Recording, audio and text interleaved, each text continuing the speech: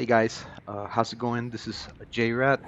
I'm a duelist warrior. I've been sharing a few videos about PvP mostly. I love doing PvP, and I want to share some tips and probably talk mostly about the talent tree, which is one of the most important things. As you know, there are different ways to play warrior, and you can, you can choose whatever you like the most. For me, this is so far the best talent tree. Um, you notice, or you can at least notice that I don't have a Rend, I don't have a Thunderous Roar. eh, and the reason behind this is because, yes, it's very important, but uh, honestly, I don't need it. Um and this build is a little bit weird because when I started playing Warrior in this season, I used those bleeds effects, uh, and I was used to applying those bleeds most of the time, or at least every time I could. But with this build, it's different. You don't need to focus on applying bleeds. You can just Blaze Storm, you can just Mortal Strike. There's several abilities that apply bleeds on your opponents, but in this case, you don't need to worry about pressing Rend. You don't need to worry about pressing Thunderous Roar. Your main uh, source of damage here is going to be Colossus's Smash, or in this case, it's going to be, I believe, Warbreaker, and then you just use Avatar. That's how it goes. But you gotta make sure you know the combos with Warrior. So you have to use Overpower twice, and after using Overpower twice, your Mortal Strike is gonna hit harder. You know, there is also another way to hit harder is you apply two executes, and then your Mortal Strike is gonna hit harder. So it's very important that you know how to make damage. But going back to this talent tree, I super recommend it to you because the talent tree that I use is basically it has a lot of survival. As you can see, I'm using spell reflection. I'm using second wind, which is not a big deal, but it does help a little bit at least. Maybe while you're kiting, like an enemy is trying to kill you, you're super low on health, and you start kiting, just jumping away. You can intervene your arena partner, and you just start kiting. It's gonna heal you a little bit. I do have this too because, as you know, warriors right now they are very very vulnerable and squishy. So you need and you must have some defensive abilities. As a warrior, you need to learn how to apply damage, how to CC, and how to survive if you want to, um, you know, a jump higher in the ladder. And especially right now, where there is a lot of one shots, you face a mage, or you face a balanced druid, a red paladin, anything else, they have a lot of damage, so you need to know how to mitigate that damage. uh, and it's very important to have defensive cooldowns and when to use them. So um, pretty much, I don't want to go super deep in this talent tree. I'm just putting it here so you can copy it and use it. So far, at the moment I'm at 2200 in solo shuffle. I'm starting to play battleground Blitz. Just honestly just play a few matches, but so far so good. It makes a lot of damage. I jump on people, and I whenever execute procs, I just go off on execute, and I use the same combos that I'm telling you. I use my Colossus Smash, overpower twice, and then boom, Mortal Strike. Uh, in arenas in twos, it's very difficult. It has been very difficult, to be honest, for me to go high in the ladder. The more gear you are, the better it is. Now, as an arm warrior, you need to make sure you are you're putting a lot of first of all versatility. Why versatility? Because it gives you three stats that are very important. It gives you increased damage, healing healing done to you is increased, and it also decreases the damage taken. So as a character that is very squishy, we don't have blink, we do not fly in the air, we don't disappear. I don't know. It's just very difficult at the beginning. It took me a while to learn how to survive. So that's what I'm trying to share here. So with versatility, your options of surviving are higher. Second, you're gonna put haste, because I feel that with haste, your your general cooldowns are faster. So you're hitting your opponent, and there is another ability ready just to be used. That's the thing. Sometimes, or at some points, I was like, why am I stopping here? Like, I cannot hit my opponent, and he's hitting me. So I'm looking at the damage meter, and the damage meter is, I'm super low in damage. So I changed, because I used to go full mastery and then versatility, but now I'm versatility, haste, mastery, critical strike, in that order. So the more haste you can apply, it's pretty good. So I feel like general cooldowns or global cooldowns are faster, which means that you can hit your opponent more times, and in this way you can proc you can proc some sort of a debuffs on the enemy. Uh, you can cause damage. You can put more pressure. If you're playing twos, you need to make sure you're putting pressure on the DPS. Let's say you're facing a this paladin and a unholy DK. You need to make sure you go. You can go on the this priest, but Unholy DK is one of those characters that you can actually hit, because he's not gonna be running around like hunters or mages or even druids. You can hit him, and the thing is that you need to make sure you're putting a lot of damage, so there is pressure on the enemy disc healer. So I have tested everything, and so far this is the best one for me for my gameplay style. I have seen other warriors using these same stats, but they use in their talent tree they go with bleeds like Rand and Thunderous Roar. But in this case, what I like about the talent tree that I use is that I don't have to worry about applying the bleeds. It's just pure damage, pure damage. Whenever I'm on top of the enemy, I just go off. I press again, overpower, Mortal Strike, and every time you have the chance to CC with Thunderous, with Thunderbolt, your enemy healer, you just do it. And then Warbreaker, you apply the combo. You can also use Blaze Storm, because Blaze Storm right now it was buffed, so it makes more damage. It feels good. You can actually kill opponents with Blade Storm. So yeah, the other thing that it's very important when you're playing as a arms warrior and it comes to survival, you need to play a lot in defensive stance. If you are around higher brackets, you're gonna notice that warriors, they are always switching from battle stance to defensive stance, and this allows the warrior to keep making damage. Of course, it's not as much as it would be in battle stance, but you are still putting in some damage. You can still CC, and you can switch back to battle stance real quick. Now, it might be a pain on how to switch from one stance to another. So my suggestion, guys, is to use uh, the mouse wheel up and mouse wheel down as a keybind to just super easy. Super easy. You can just go from battle stance to defensive stance. I'm going to show you my keybinds so you can have an idea. Uh, Let me see right here. Let me see.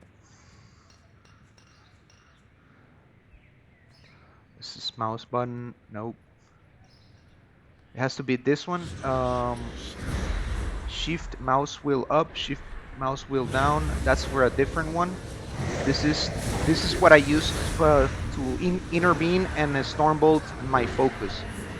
And this one, I believe, is I use this one for the champion spear, and this other one, I'm not sure where I have it, but right here, you can see mouse wheel up and mouse wheel down. It's super simple. It's an easy keybind to change the stances. So let's say you're the focus, you're the main focus here. They're hitting you hard. Boom. Don't wait until last minute to use die by sword. If you are around 25% HP or 30 below 50% HP, and maybe, you know, usually when you start a match, you go in, right? And most of the people, what they do is that they pop cooldowns at the very beginning. They're gonna try to one shot you right away. So my suggestion is to always open in defensive stance, and from there you analyze the situation. You can say, okay, these guys are not hitting me, they're hitting my partner, which means I'm not taking aggro. I can go into battle stance and start making some damage because I need to. Otherwise, if I don't put that pressure, we're not gonna win.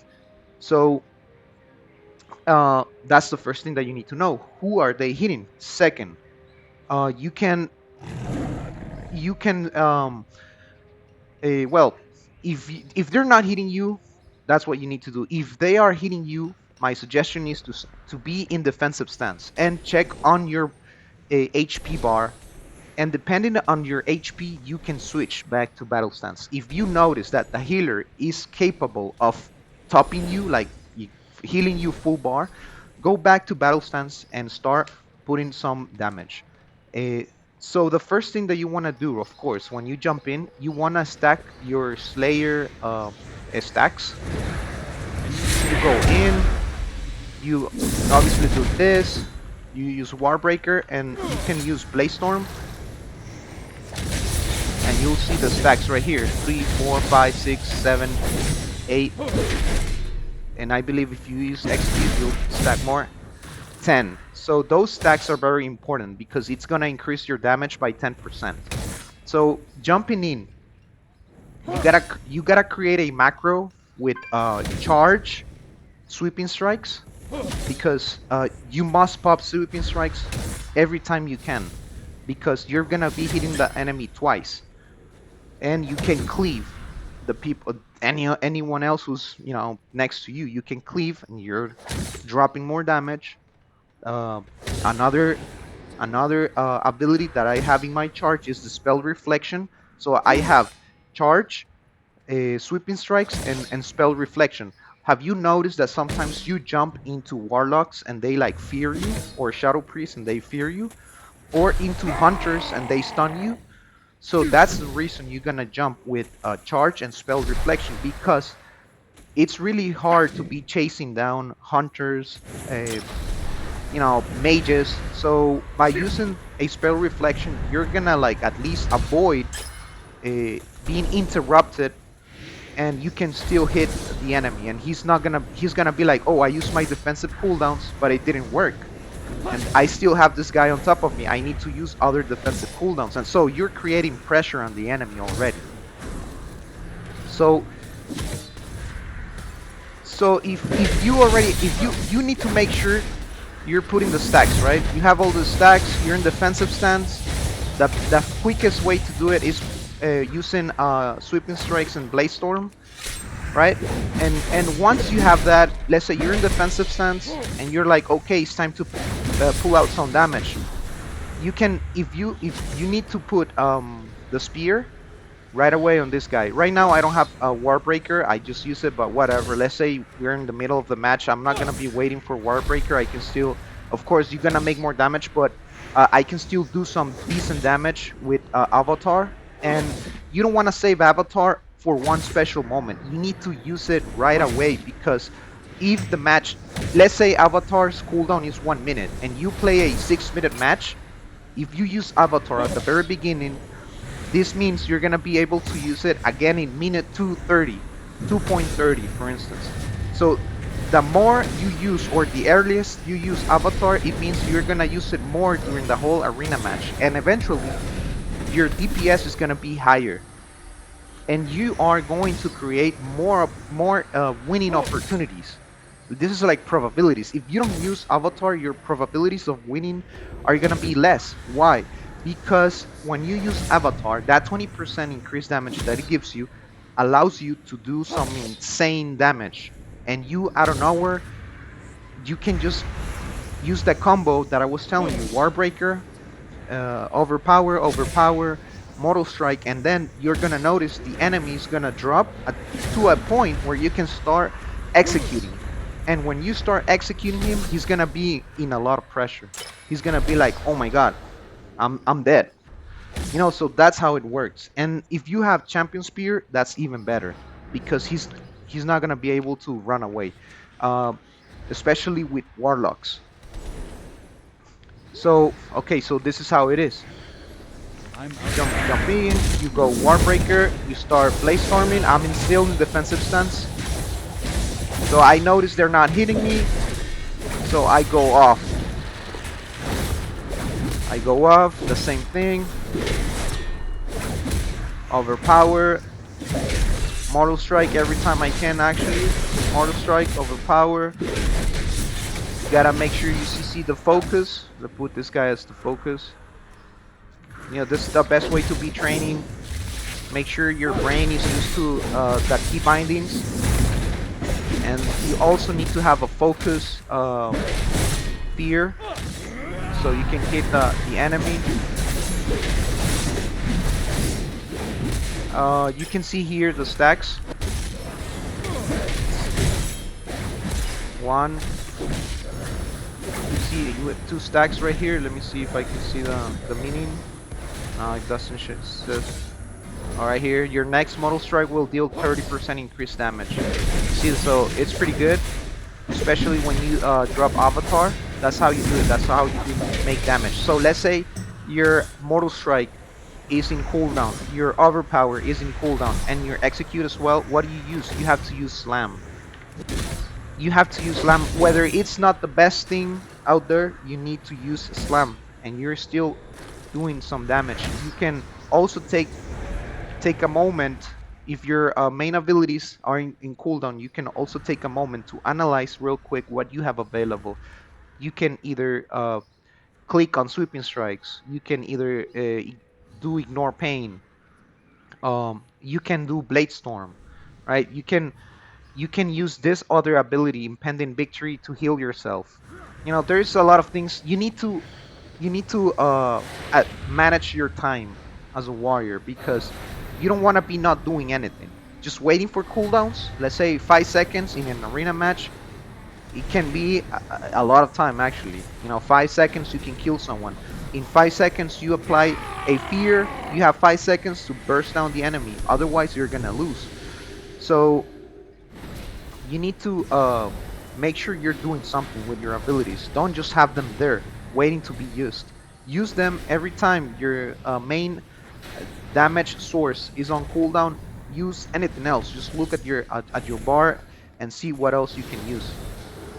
Right? So pretty much, guys, that's what I was trying to tell you. Remember, when you're going to pull out some damage, another important thing here that I think it's very good against caster is concussive blows. Basically, when you interrupt someone, you have a 5% increased damage. So this is one of the best abilities, because if you have Avatar, if you have your Slayer stacks, the ones I showed you earlier, if you have that 10% stack, you pop Avatar, which is the 20%, and you interrupt the enemy, that's another 5% increased damage. So it's pretty good. And if you have battle stance, when you're in battle stance, your damage increases. So it's pretty good. You can see here your abilities, critical strike of your abilities by 3%, increases by 3%, and reduces the duration of movement impairing effects. Well, at least that's something. It's a 3% in critical strike. but you know it's gonna help. You also when you apply damage on enemies, I believe there is another buff. Let me see. Let me see. It's right here. Deep ones. So it says here. Um, yeah. So basically, your damage increases on whoever you apply deep wounds. So that's pretty good. So that's how it is. That's how you make damage, guys. You need to make sure you know uh, your sources of damage and apply them. You know, you need to apply those bleeds. You need to know what um, abilities apply bleed, because if you're not applying that bleed, the enemy is not gonna be hurt. You need to use sweeping strikes to cleave and to actually, if there's no one around your enemy, it's all good because you're gonna hit him. You're gonna stack your Slayer strikes on the enemy faster. You know, you're gonna hit him twice, so it's more damage. That's why you need to always spam this ability. You need to learn the combos: overpower, overpower, mortal strike, execute, execute, mortal strike. Uh, Another combo: warbreaker, overpower, overpower. If your mortal strike is in cooldown, use a slam, then it might be ready mortal strike. So every time you execute your overpower or your mortal strike is in cooldown, use a slam to not stop hitting or making any type of damage. You also gotta be, if you wanna scale higher than 1800, you need to make sure uh, uh, you're CCing the enemy healer, and sometimes you can even put as a focus the enemy DPS, because if you're reducing the DPS, you know the healer eventually is gonna run out of mana trying to heal the other guy, and it sucks, man. I have been in matches where I'm hitting uh, the enemy and there is a druid and the druid keeps cycloning me, and pretty much he puts me out of the game and I cannot do any damage, so there's no pressure um, from our team, and my other DPS is just pretty much trying to survive while I'm being CC. It's the worst thing ever. So you need to know when to use your fear. After fear, you throw Stormbolt on the enemy healer, and you save your Shockwave for your DPS or your target, and that's that's the way to do it. That's how you put some pressure in the arenas, and that's how you make sure enemies don't run away from you. You need to use your abilities right away. Don't wait until the exact moment. You can do that because it's really pro to, just say, okay, everyone is CC, I'm gonna use my abilities, and boom, that's how you get a kill. But sometimes things don't go as planned, and out of nowhere you just pop your avatar and you start hitting the enemy, and boom, you notice that you drop his health and you're very close to kill him. You jump with heroic leap and you fear him. You're If you're hitting this guy right here and you know your focus is right there, what I do is that I jump, I look for the healer. Let's see, where is this? Right here, and I go back to this guy. And that's it. And then I try to get closer to the enemy, and that's it. So yeah, those are some of the tips that I can share as of now. When you are playing in PvP, you can make some adjustments, in arenas depending on what you're going to fight. If you're not fighting any caster, anyone who you don't think you're gonna use this, I mean, you can take it away, but it's all right. I mean, I always leave it. I always have a spell reflection because I don't want to forget. I don't want to finish a match, get into another one, and forget about putting a spell reflection. So I just leave it there. Uh, A spear, champion spear is very important because people's always gonna run away as a melee. Uh, as a melee thing, you need to ensure you have your target right next to you, and there are some guys that they're gonna try to run away, of course. So this is gonna help a lot. It also helps if they are hitting your partner. You can also use this in a defensive way. So you trap them, you apply Warbreaker, Sweeping Strikes, Blaze Storm, and then you're gonna do an insane amount of damage if you manage to trap at least 2 people in your Champion Spear. It's pretty good. Now, over here, Disarm, always good against Warriors, always good against Rogues. You can use it against DKs and anything, any other champion that is a melee, but I feel like it has a great impact on warriors and rogues. If you're not fighting any of this and you want to switch, let's say you're fighting a bunch of casters, you're going against a druid and you're going against a mage, or you're going against a druid lock mage, my recommendation is to use this one because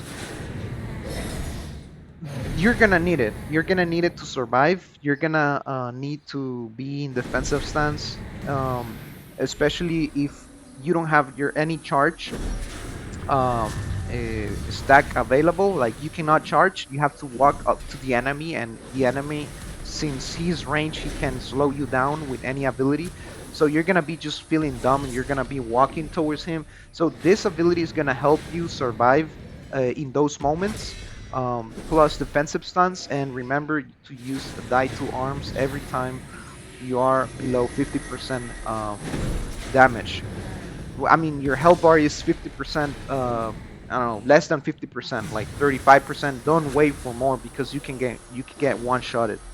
So this is very important. You need to make sure you don't get desperate. You don't need to jump in and put it right away. My suggestion is to jump in defensive stance.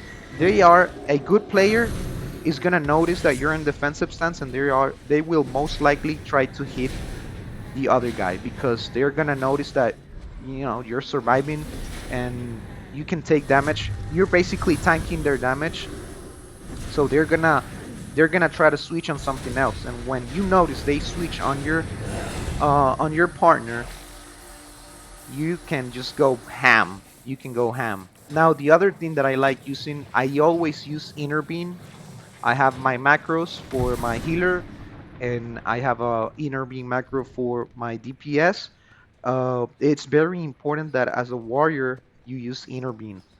Uh, why? Because good warriors use Inner Beam. That's pretty much it. And I have played without Inner Beam. I don't use it. I have been in matches where people tell me like, bro, use your Inner Beam. You're not using your Inner Beam. Goodbye.